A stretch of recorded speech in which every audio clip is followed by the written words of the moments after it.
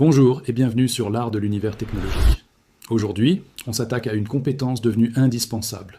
Comment parler à une intelligence artificielle pour qu'elle vous donne enfin des réponses fiables, pertinentes et directement utilisables dans votre travail? Vous le savez, les outils d'IA sont partout. Que ce soit pour rédiger un email, analyser des données, préparer une présentation ou même apprendre une nouvelle compétence, ils nous assistent au quotidien. Mais il y a un « mais ». La qualité de ce que vous obtenez dépend entièrement de la qualité de ce que vous demandez. Si vous avez déjà été frustré par une réponse hors sujet ou trop générale, cette vidéo est faite pour vous. Je vais vous dévoiler une méthode simple et structurée pour dialoguer avec l'IA comme un véritable expert et transformer cet outil en un allié surpuissant. Alors, commençons par la base. Comprendre comment une IA réfléchit, ou plutôt, comment elle ne réfléchit pas. La première chose à intégrer, c'est que l'IA ne devine rien. Elle n'a pas d'intuition. Elle interprète littéralement ce que vous lui écrivez. C'est une simple relation de cause à effet. Si votre demande est vague, la réponse sera vague. Si elle est imprécise, la réponse sera approximative. Mais si votre demande est claire, précise et bien orientée, alors là, la réponse devient pertinente et utile. Votre message, votre prompt, c'est votre seul et unique levier pour obtenir de la qualité. La balle est dans votre camp. Sachant cela, la deuxième étape, avant même d'écrire la moindre ligne, c'est de clarifier votre objectif. Prenez quelques secondes pour vous poser les bonnes questions. Qu'est-ce que je cherche à accomplir concrètement? Est-ce que j'ai besoin d'un conseil, d'une explication détaillée, d'une idée créative, d'un résumé de texte? Et pour qui est-ce que je fais ça? Pour moi, pour mon chef, pour des clients, pour des étudiants? L'intention change tout. Par exemple, au lieu de demander vaguement « parle-moi du leadership », ce qui donnera une dissertation académique sans âme, demandez plutôt « rédige une explication simple du leadership moderne, destinée à de jeunes managers qui débutent, avec 3 exemples concrets et 2 conseils pratiques à appliquer dès demain. » Vous voyez la différence? D'un côté, une information générique, de l'autre, un contenu directement exploitable. Maintenant que votre objectif est clair, passons à la 3e étape cruciale. Fournir le contexte. Le contexte, c'est la boussole de l'IA.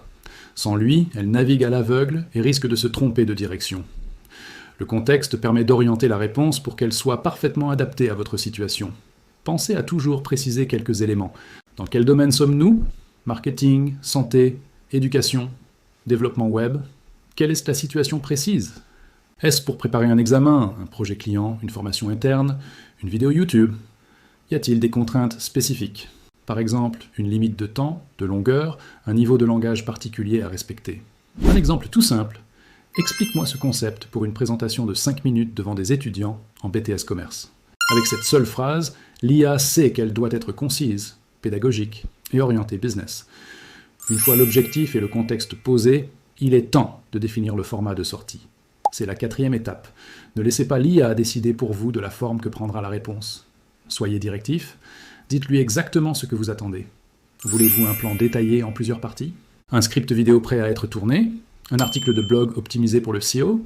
Une liste d'étapes claires à suivre? Un tableau comparatif pour évaluer 2 options? Plus vous êtes précis sur le format, plus le résultat sera facile à utiliser. Par exemple, vous pouvez dire « Présente ta réponse sous la forme d'un plan en 5 parties avec des sous-points pour chaque partie ». Ou encore « Rédige un script pour une vidéo de 3 minutes sur ce sujet avec une intro, un développement en 3 points et une conclusion. » C'est comme commander un plat au restaurant. Vous ne dites pas juste de la nourriture, vous précisez ce que vous voulez. 5e point, et c'est une approche qui change la donne. Travailler par itération. Dialoguer avec une IA, ce n'est pas un monologue, c'est une conversation. Il est très rare d'obtenir le résultat parfait du premier coup. L'astuce est de construire la réponse progressivement, en affinant à chaque étape. Une fois que vous avez une première version, vous pouvez demander des ajustements. Par exemple, « C'est bien, maintenant développe le point numéro 3. » Ou « Peux-tu simplifier le vocabulaire pour que ce soit compréhensible par un débutant ?»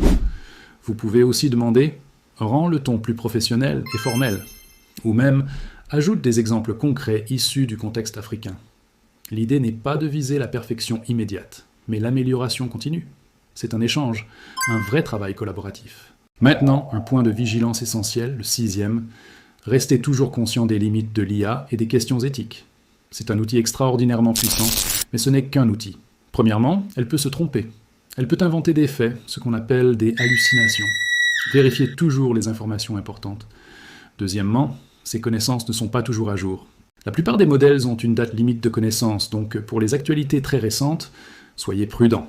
Et enfin, l'IA ne remplace pas votre jugement critique ou votre expertise métier. C'est un assistant, pas une autorité suprême.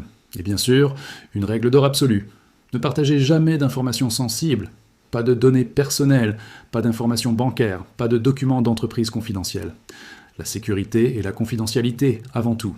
Pour vous aider à démarrer, je vais vous partager quelques modèles de consignes, des phrases magiques qui fonctionnent très bien dans un contexte professionnel. Par exemple, commencez votre demande par « agis comme un expert », suivi du rôle que vous voulez lui faire jouer.